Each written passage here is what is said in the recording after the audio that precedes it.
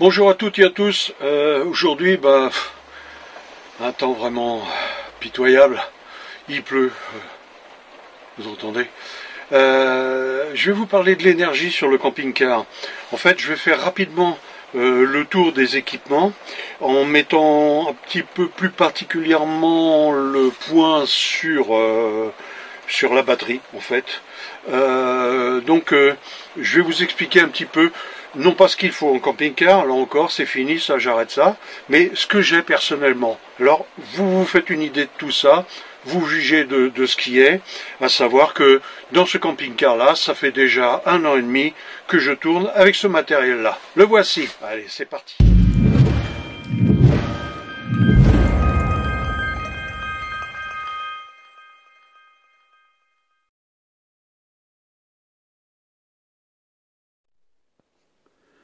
Un petit graphique.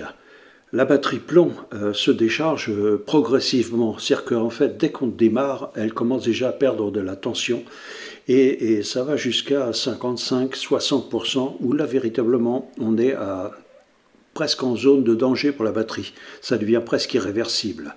La lithium-ion, elle, va jusqu'à 85-90%. Comme je vous disais, l'essentiel sur un camping-car, c'est quand même la partie électrique. Donc l'énergie électrique, comment ça s'obtient? Il y a plusieurs points qui font qu'on ait de l'énergie électrique. Alors je vais dire qu'il y a le moteur, bien évidemment, quand on roule, on recharge, mais on ne fait pas que ça, de rouler. Heureusement, camping-car, c'est pas fait pour rouler véritablement. Il y a ensuite le panneau solaire. Alors panneau solaire, si je prends l'exemple d'aujourd'hui... panneau solaire marche pas trop. Hein. Il y a ensuite la batterie. En fait, quand je dis batterie, je dis surtout l'accumulateur. C'est ce qui permet donc d'accumuler, d'emmagasiner de l'énergie. Et ensuite, pour obtenir cette énergie, il va y avoir différents points de contrôle que l'on va, je vais essayer d'éclaircir là, tout du moins, et en tout cas vous expliquer un petit peu ce que j'ai personnellement, ce que j'ai fait dans mon camping-car, de manière à avoir de l'énergie. Alors, jusqu'à présent, l'énergie, j'ai pas trop de soucis avec. Quand je dis pas trop de soucis, vous allez comprendre pourquoi. C'est que vous avez une batterie qui a emmagasiné de l'électricité, on verra pourquoi, comment, dans d'autres vidéos, peut-être, j'en sais rien. Là, je suis un peu en live, hein. Je profite du temps, on ne sait pas trop quoi faire de ce temps-là. Donc, alors, la batterie, elle va emmagasiner l'électricité. C'est une batterie, aujourd'hui, c'est une batterie gel traditionnelle. Traditionnelle non, parce qu'il y a la batterie plomb traditionnelle. Là, celle-là, véritablement, où à l'intérieur c'est du liquide, c'est un acide en fait qu'il y a. La constitution d'une batterie, c'est assez simple, hein. Ce sont des plaques qui sont empilées les unes contre les autres. Il y a une plaque, je vais dire, là je fais juste de la théorie simple, hein. Plaque de plomb, il y a un isolant, comme un buvard, et ensuite il y a une plaque de cuivre par exemple, et on humidifie, on détrempe ce buvard avec un acide qui est généralement, en théorie, voilà, généralement c'est de l'acide sulfurique, voilà. Bon, ça va, alors on peut en faire une quand on veut, hein, c'est hyper facile, franchement, c'est hyper facile à faire une petite batterie comme ça. Voilà, je vais pas entrer dans les détails, le but n'est pas là, on ne fait pas dans la théorie, avec des grandes formules, avec tout ça, je pourrais, c'est pas la peine. Ce que je veux juste, c'est vous expliquer un petit peu comment je fonctionne, ce qui m'est arrivé, ce que j'ai comme matériel, et pourquoi j'ai ce genre de matériel, et je vous dis, depuis 1 an et demi, donc, alors, la batterie, j'ai sur mon véhicule, voilà. J'ai acheté parce que l'ancienne batterie était, elle était ancienne, elle était morte. J'ai acheté une nouvelle batterie que j'ai dû payer 100, 105, 110 €, qui est une 100 ampères-heure, batterie gel 100 ampères-heure, c'est une Varta de mémoire. On ira voir tout à l'heure si ça s'arrête dans mon camping-car. J'ai d'une part changé le panneau solaire, parce que celui que j'avais devait faire moins de 100 watts, 80, quelque chose comme ça je pense, moins de 100 watts. C'était franchement insuffisant. J'étais souvent avec des batteries qui se cassaient la figure, un temps de charge énorme, ça n'allait pas. Qu'est-ce qui a fait que j'ai changé le panneau solaire? Parce que j'aurais pu tourner avec. Il y en a beaucoup qui l'ont et qui continuent comme ça. C'est tout simplement parce que l'opportunité a fait que j'ai regardé à droite à gauche sur eBay, sur Le Bon Coin, enfin sur tous ces trucs-là de sites de revente, et j'ai trouvé un gars qui avait un panneau solaire à revendre. En fait, il en avait acheté 5 parce que c'était un lot neuf de 5 panneaux solaires, et ces panneaux solaires-là, il lui en fallait que 4. Conclusion. Il a branché les 4 panneaux solaires. Alors pourquoi 4? Je m'en fous, c'est pas l'intérêt, on s'en fiche de ça. Ce qu'il y a simplement, c'est qu'il en avait un en trop et qu'il l'a mis en vente. La chance a voulu que je passe par là à ce moment-là. Je lui en ai proposé une centaine d'euros. Il me l'a vendu. Donc j'ai eu un panneau solaire 300 watts pour 100 euros. Voilà, c'est tout à fait possible, sincèrement. Alors, il faut savoir, c'est que je ne parle pas aussi des panneaux solaires monocristallins, polycristallins, on verra ça plus tard, une autre fois. Ce qu'il faut savoir, c'est que la durée de vie d'un panneau solaire, selon la qualité du panneau solaire, mais il n'y en a pas 50 000 fabricants. On vous vend ce qu'on veut, mais les fabricants, il n'y en a pas 50 000. Renseignez-vous, ce que je fais là, c'est juste... Donc, la durée de vie d'un panneau solaire tourne entre une vingtaine d'années, je vais dire, et 40 ans. La plupart, la moyenne, les garantissent pour 25 ans. Voilà. Ils sont garantis 25 ans. Par contre, ce qu'il faut savoir quand même, c'est qu'un panneau solaire, quand il est neuf, il donne la totalité de ce qu'il peut donner, parce que là encore, on verra, un panneau solaire ne donne pas, c'est pas... Celui-ci fait 300 watts, mais il ne donne pas 300 watts à 100%, c'est complètement faux. Il y a plusieurs raisons à ça.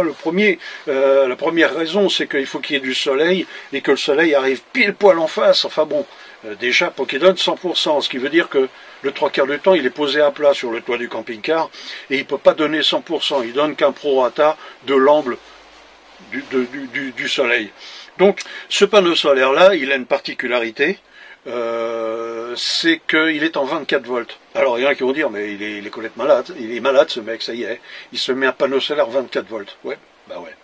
Alors je vais vous expliquer pourquoi, ça fonctionne, ça fonctionne depuis 1 an et demi. Il y a encore des détracteurs qui vont dire, ouais mais ça va pas, on fait pas ça. Alors si on fait ça, on fait ça, mais quand on réfléchit un tout petit peu, on le fait. Je vous fais un petit crowbar, je vous fais un petit schéma pour expliquer ça. Alors, la raison de ça, c'est que la batterie va tourner à 14 volts 2, c'est sa tension maximum. Et ce qu'il faut surtout, c'est que, en fait, il y a un temps de charge le plus long possible. On démarre, la journée commence le matin de bonne heure, finit le soir, selon la saison, bien évidemment, et finit le soir relativement tard. Mais quand on est en hiver, c'est très court tout ça. Donc il faut que dès qu'il y a un peu de lumière, parce que c'est pas le soleil qui charge complètement, le soleil donne le maximum pour la charge. Mais le fait de faire jour, c'est le panneau solaire vous donne du jus déjà. Donc si on a un panneau solaire qui fournit du 24 volts, c'est-à-dire que le 12 volts, réellement le 14 volts 2, est tout de suite et rapidement obtenu. Dès qu'il y a un petit peu de soleil, de lumière, ça vous donne du jus. Ensuite, ce que j'ai fait, j'ai mis un MPPT qui m'a coûté une trentaine d'euros. Donc vous voyez, je vous raconte pas des blagues, vous me croyez pas d'ailleurs, je m'en fiche. Mais voilà, il m'a coûté une trentaine d'euros, et c'est un MPPT spécial, c'est-à-dire qu'en fait c'est un MPPT qui fonctionne pour 12 et 24 volts. C'est-à-dire qu'en fait, quand on a branché la batterie sur le MPPT, celui-ci se rend compte que c'est du 12 volts, qu'on est en 12 volts, je synthétise, c'est pas 12 volts précis, puisque je vous ai dit, la charge c'est 14,2. Mais il voit une batterie de 12 volts et se règle, s'étalonne sur du 12 volts, il est prévu pour. Mais l'avantage qu'il a, c'est qu'il peut encaisser du 24 volts en panneau solaire. Alors un panneau solaire 24 volts ne donne pas que du 24 volts, s'il est en plein soleil, il va donner du 30 volts. D'accord? C'est-à-dire qu'il va être bien au-dessus de sa valeur, c'est pas un truc qui s'étalonne, qui s'arrête à 24 volts, il donne beaucoup plus. Donc ce qui se passe, c'est que à partir de ce moment-là, le panneau solaire en 24 volts va donner très rapidement du 12 volts. Forcément, il sera à moitié de sa charge. Donc à moitié d'ensoleillement, il donnera déjà du, entre guillemets, 12 volts. Conclusion, il commencera déjà à charger. Dès qu'il commence à faire un petit peu jour, je regarde, il charge.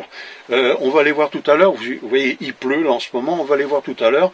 Je vais aller faire un saut à l'arrière, dans la soute, où j'ai ce fameux MPPT. Vous verrez, malgré que j'ai pas de truc et tout, il charge. Donc, où je voulais en venir. Voilà, oui, le MPPT, et ensuite cette fameuse batterie, donc en 100 ampères-heure,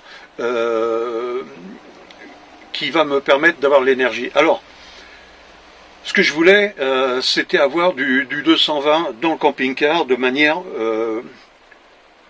facile, on va dire, et relativement puissante. Alors, quand je dis relativement puissante, parce que je ne chauffe pas mon camping-car avec du 220, j'ai pas le radiateur électrique dans le camping-car. Il faudrait que je sois absurde. Mais le matin, surtout par des temps comme ça, quand on est au milieu de la nature, et si on peut se faire un bon petit café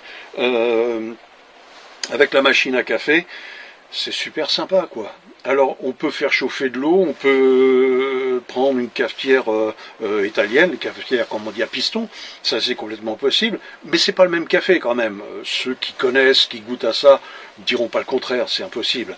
En plus, la cafetière à piston, une fois qu'on a fait le café, il faut la nettoyer. Alors, c'est pas le fait de la nettoyer qui me gêne, c'est le fait qu'il faut rincer, que ça coûte de l'eau, que ceci, que cela, et ça fait tout un paquet de choses qui font que c'est pas ce qu'il y a spécialement de plus économique ou écologique. On bouffe de l'eau pour nettoyer cette machine-là. Je suis pas crado au point de la laisser comme ça, sale, et puis je remets le café le lendemain. Non, ça, j'aime pas ça. Donc, il faut la nettoyer. Quand on la nettoie, on bouffe de l'eau, on bouffe tout ça. C'est pas génial. Alors qu'une machine à café, il suffit d'appuyer sur le bouton. L'énergie, si on a l'énergie solaire, voilà, donc ça coûte rien, ça consomme rien en énergie, parce que le soleil, de toute façon, il nous attend pas pour se consumer, on va dire. Et on n'a pas besoin de se brancher qu'une rallonge sur l'extérieur. Conclusion, si on a assez d'autonomie, c'est parfait. On arrive à se faire le petit café le matin, le midi, et puis il va savoir le soir, ou si un ami vient, ou une amie, voilà, on peut. Le problème que l'on rencontre, alors je vous montrerai ça, parce que je vous dis, c'est fonctionnel, ça tourne sur mon camping-car, mais, et c'est là où je vous ai dit tout à l'heure, avec quelques problèmes, et c'est cela pour lequel je me suis penché sur le problème pour savoir ce que je pouvais faire et ce qu'il y avait de possible, ce qu'il existait, on va dire, aujourd'hui. Alors, ouais, encore un message. Alors donc, ce qu'il y a, c'est que j'ai mis un convertisseur 220 volts, convertisseur sinusoïdal, pur sinusoïde, 220, avec un petit avantage, je vais vous montrer là tout de suite.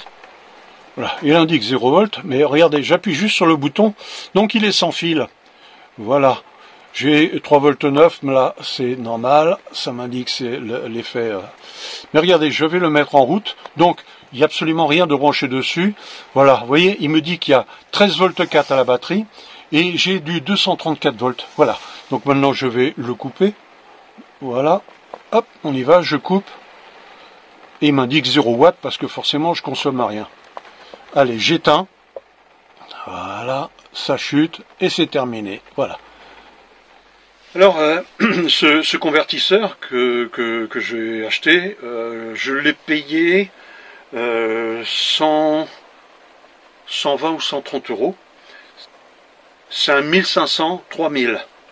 Ces caractéristiques, on s'en fiche. C'est-à-dire qu'il y a une puissance de crête qu'il peut faire, ça dure un laps de temps relativement court, mais il est capable, par exemple, lorsqu'on démarre un moteur, moteur asynchrone par exemple, ça réclame 2 ou 3 fois l'intensité normale pour démarrer. Donc s'il fait la puissance nominale, il lui faut beaucoup plus pour pouvoir démarrer. Le problème que j'ai rencontré, en fait j'en ai rencontré plusieurs problèmes. Des graves, je veux dire, et puis des pas graves du tout. Alors, les pas graves du tout, j'ai commencé par ça tout de suite.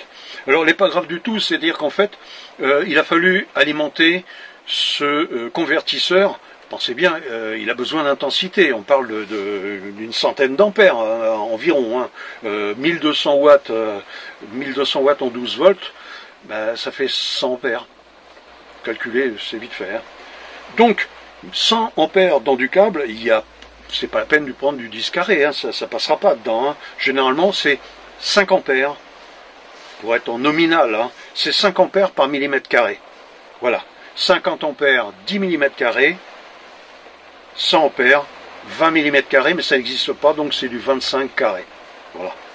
À partir de ce moment-là, le tout, c'est pas d'avoir le câble, c'est d'avoir les cosses qui vont avec. Donc, il faut choisir des grosses cosses véritablement qui peuvent encaisser cette puissance-là, je parlerai. Et ces grosses cosses-là, il faut du matériel, c'est-à-dire qu'il faut une sertisseuse carrément. Il faut une sertisseuse pour tout ça. On n'a pas forcément ça sous le coude. Donc, il a fallu que je prenne du câble. Le câble, ça a été relativement facile. J'ai pris du câble que j'ai trouvé dans les magasins automobiles ou sur Internet qu'on trouve. Du câble, donc minimum en 25 carrés pour brancher les câbles batterie, ce qu'on appelle. Voilà. Donc j'ai pris ça. Et en fait, j'en avais une chute. Pour être franc avec vous, j'en avais une chute. 1 mètre. Et ça suffit largement parce qu'il faut savoir une chose aussi, c'est qu'il faut être au plus court possible pour éviter d'avoir de la déperdition. Et ensuite, il a fallu que j'achète les cosses. J'ai acheté des cosses et croyez-moi, les cosses que j'ai achetées, c'est du costaud. Voilà. Mais je me suis retrouvé face à autre chose, et je vous montrerai ça aussi dans la vidéo. Je me suis trouvé face à un autre problème, bénin, celui-là aussi, qui était que les cosses que j'avais, qui sont des cosses rapides, je ne sais pas si vous voyez ce que c'est, sont des cosses, on bascule, un truc en plastique, et ça permet de pouvoir retirer la cosse. Bon, ces cosses-là en plastique, ça prend une cinquantaine d'ampères. Au-delà de ça, c'est pas spécialement bon. Donc on n'a pas une grosse valeur en intensité qui peut passer là-dedans. Donc j'ai racheté des grosses cosses. Vous savez, ces anciennes cosses qu'on trouvait dans le temps. Donc j'ai racheté ces cosses-là qui, elles, peuvent encaisser 100 ampères sans problème. Donc j'ai acheté ça et j'ai dû acheter aussi la sertisseuse pour pouvoir sertir ces fameuses cosses et tout ça. Donc ça a réclamé un petit peu. Il faut bricoler un petit peu ou avoir quelqu'un qui bricole un petit peu, mais une chose est sûre, messieurs, dames, si vous vous engagez là-dedans, n'y allez pas comme ça avec le domino non, vous allez partir dans des galères sans nom, ça ne fonctionnera pas et après ça vous direz, mais qu'est-ce que c'est que ce merdier, ça marche pas ce qu'il nous a dit. Ça fonctionne, il faut faire juste les choses comme il faut. Voilà, donc de bonnes cosses, un bon panneau solaire, qu'est-ce que j'ai dit là-dessus, un MPPT pour faire la liaison entre le panneau solaire et puis la batterie pour qu'il y ait une charge. J'ai donc depuis 1 an et demi plus jamais été embêté.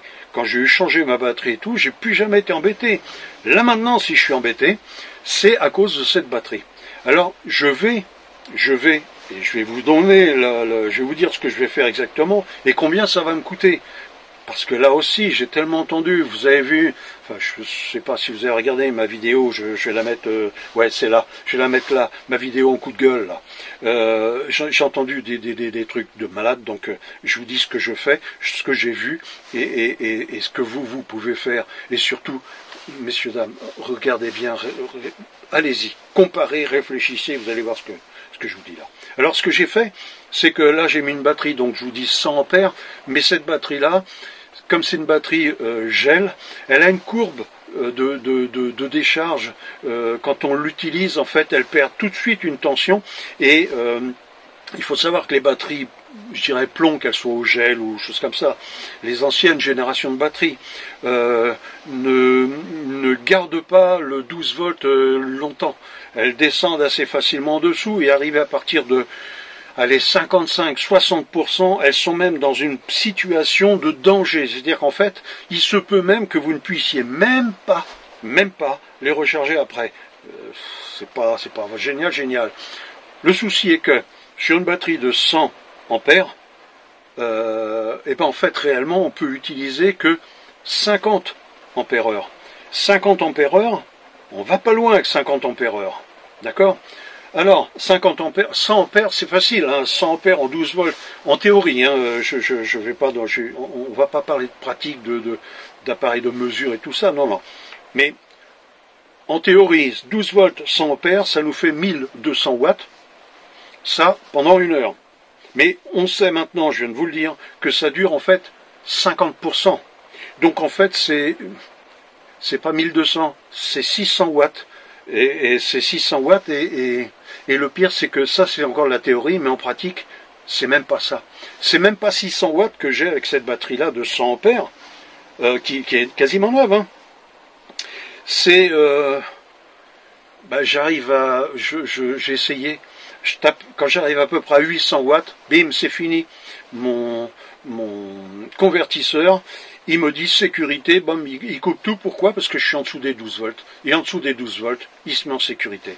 Voilà mon souci. Alors que j'ai le câble, j'ai tout mis, mais nickel, pour pas avoir de soucis avec, pour que véritablement j'ai le moins de déperdition possible.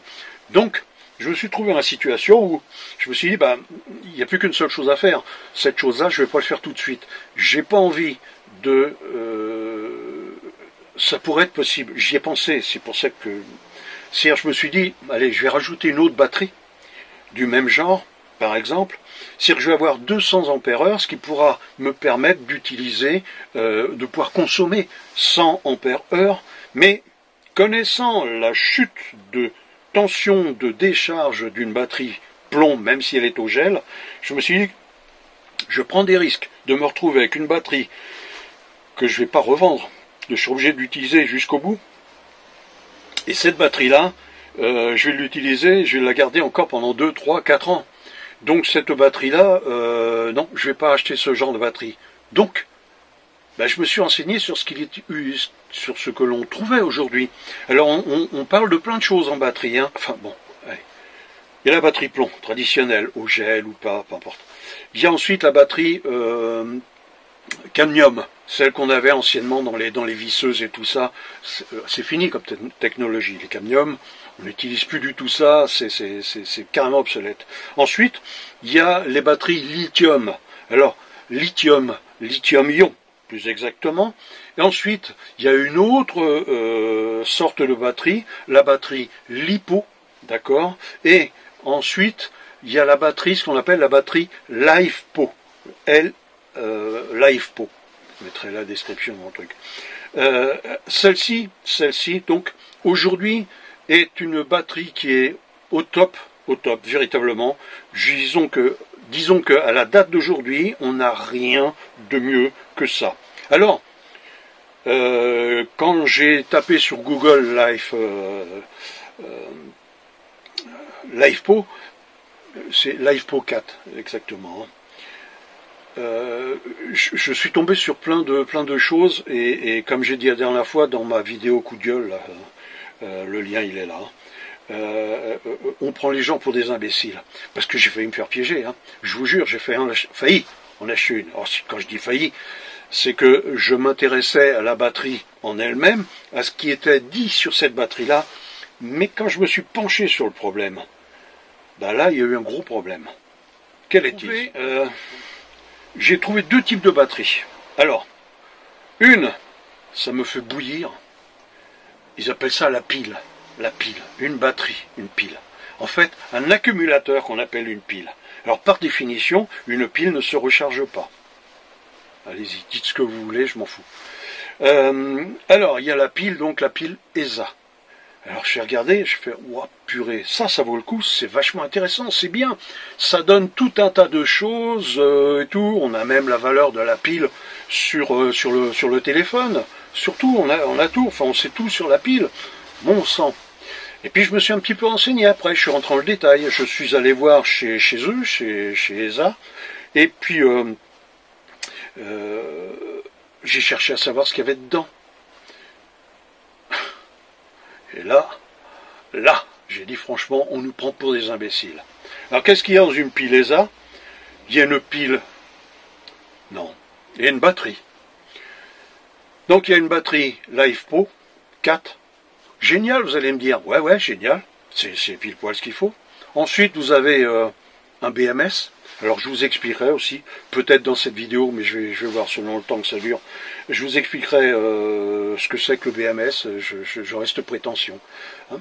Et puis donc l'appareil qui va permettre de charger cette batterie élément par élément. Donc élément par élément, donc élément LiFePO 4. Et ensuite, vous avez différentes choses, enfin bon, ils vous mettent un circuit électronique.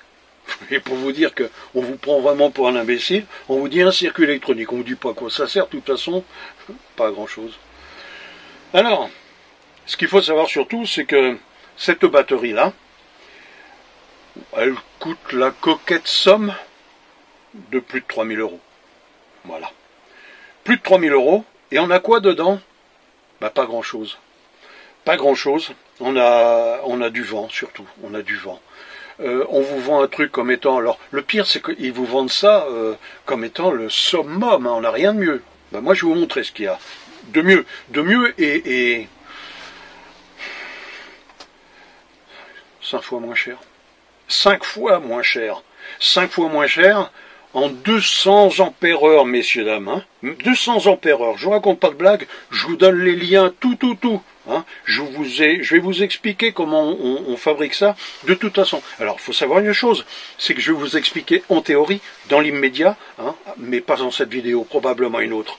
Je vais vous expliquer en théorie, mais en sachant pertinemment que je vais la fabriquer, je vais la monter. Pardon, quand je dis la fabriquer, je vais l'acheter et la poser. Parce que vous allez voir ce que c'est. Hein. Je vais vous mettre le lien là, je ne sais pas où. Ici, je vais vous le mettre le lien. Vous allez voir, ça coûte 700 €. Hein.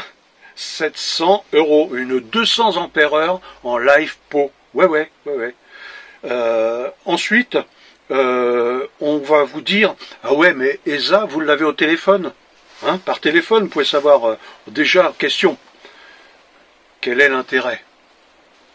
Quel est l'intérêt de savoir que sa batterie est en charge ou pas? Ce qui vous intéresse, vous, si vous mettez on, vous branchez votre cafetière et vous avez le 220. L'intérêt de savoir par le téléphone de combien ceci, de combien cela, qu'est-ce qu'on en a à faire? Mais j'ai voulu voir. Je me suis dit, bah allez, on y va. Le module, écoutez-moi bien, le module pour avoir le Bluetooth sur cet appareil-là, 5, 6, 7, quoi? 100? Non, 7 €. Ça coûte 7 € le module. D'accord? Alors voilà, pour quelques euros de plus, il y a plein de gens qui passent, c'est pour ça que je regarde. 7 € de plus, vous avez le module en Bluetooth. Si vous pouvez vous aussi voir, si on vous dit, ouais, mais l'autre il a le Bluetooth, ben, là aussi, pour 6 €, 7 €, vous avez aussi le Bluetooth. Je vais l'acheter. De toute façon, les liens, je vous les donne là, aujourd'hui même. Enfin, oui, aujourd'hui même.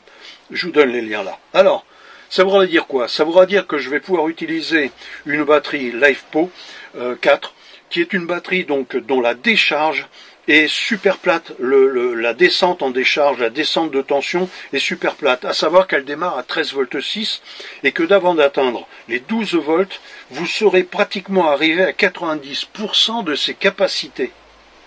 D'accord?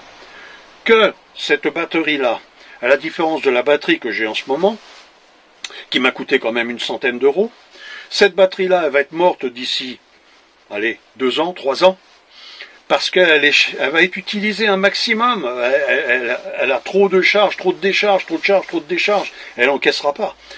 Donc, cette batterie-là, elle va durer, normalement, c'est 200 recharges complètes. 200, pas plus. Hein. La LiFePO, elle est donnée pour un minimum de 2000 charges. Il y en a même qui vont jusqu'à 3000 charges. Il y en a même qui mettent point d'interrogation. Ils ne savent pas. Ils ne savent pas combien de temps ça va durer la charge. Pour vous dire. Tout ça pour 700 et quelques euros. Voilà ce que je vais poser dans mon truc. Donc on va faire le tour rapidement. Et puis suite à ça, eh ben on verra. Je vous expliquerai un petit peu toutes ces choses qui sont dans mon camping-car actuellement. Le panneau solaire, le régulateur de charge, le MPPT comme on dit, le convertisseur 12 volts, 220 volts, avec sa télécommande sans fil. J'ai même réussi à avoir une ristourne. On m'a fait une ristourne de 30 et quelques euros. Je l'ai payé 120, j'ai eu 30 et quelques euros de ristourne. Je vous dis pas pourquoi ni comment. Merci d'avoir regardé. Si cette vidéo vous a plu, likez, et puis abonnez-vous pour la prochaine.